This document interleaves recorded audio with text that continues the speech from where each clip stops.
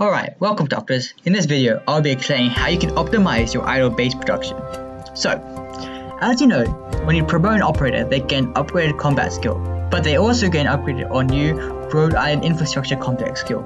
Or in simpler terms, they get better idle production.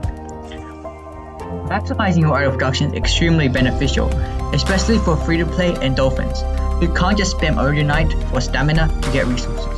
So in this video, I'll be advising you guys on which operator you should promote for better passive income, as well as handy web pages and tier lists, which will help you optimize your passive income. Alright, let's get started. So just briefly, first of all, there are 3 different production facilities in the game, and that is the trade post, factory, and power plant. These 3 different facilities can be built across 9 rooms, with the most common 3 setups being 243, 252, and 333. If you wish to learn more about these base setups, then I will recommend this Gamepress article. The setup I recommend is 2 trade posts, 4 factories, and 3 power plants, as it is the most balanced setup utilizing skills of more operators.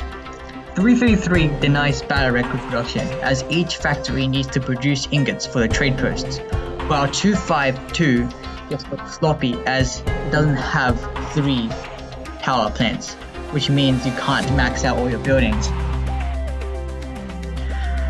Okay, so the first tier list I made ranks all the operators by the value of the upgraded base skill to the cost it takes to promote these operators for their skill.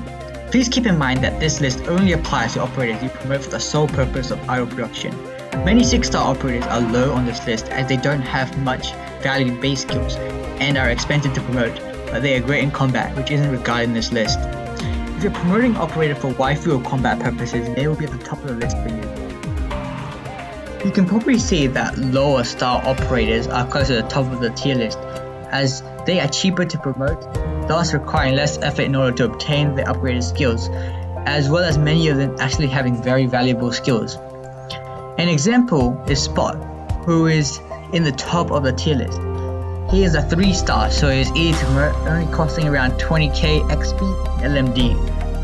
On top of that, his promotion gives him the skill Metalwork A, compared to his first skill, which is basically useless.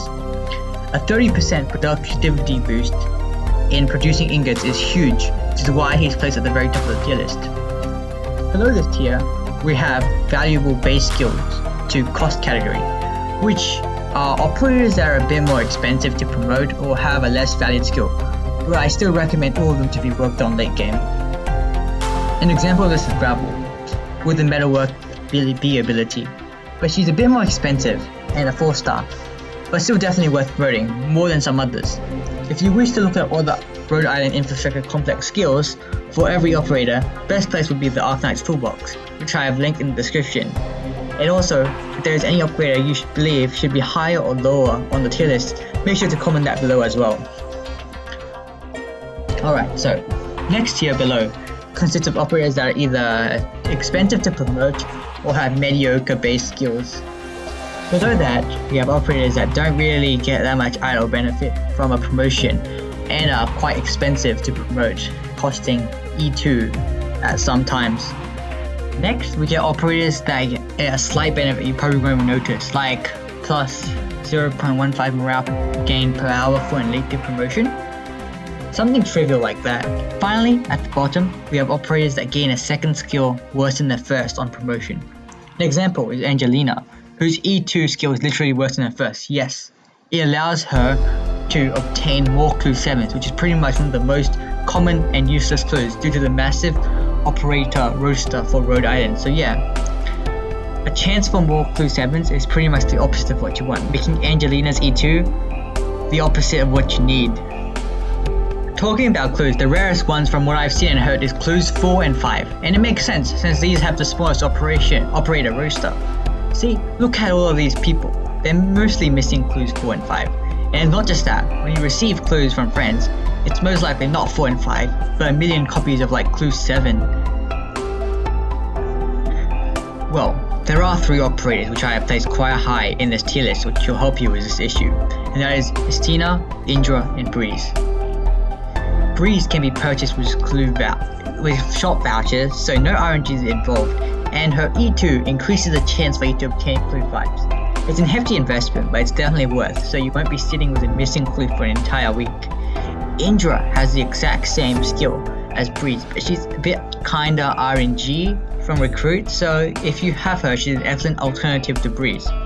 Ishtina is a headhunting one, and once you have her, her E2 will increase your chance of obtaining clues 4.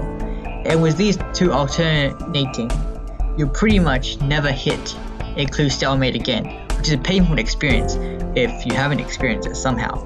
Let me tell you that firsthand.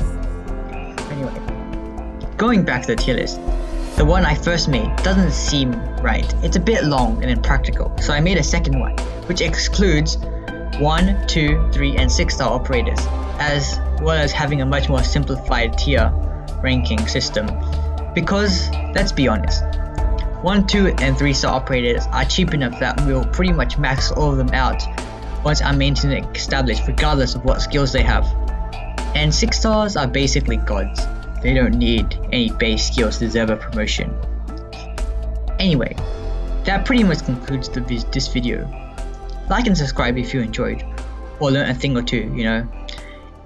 All related information and links are in the description, and have a good day, doctors. The Mia is waiting for you.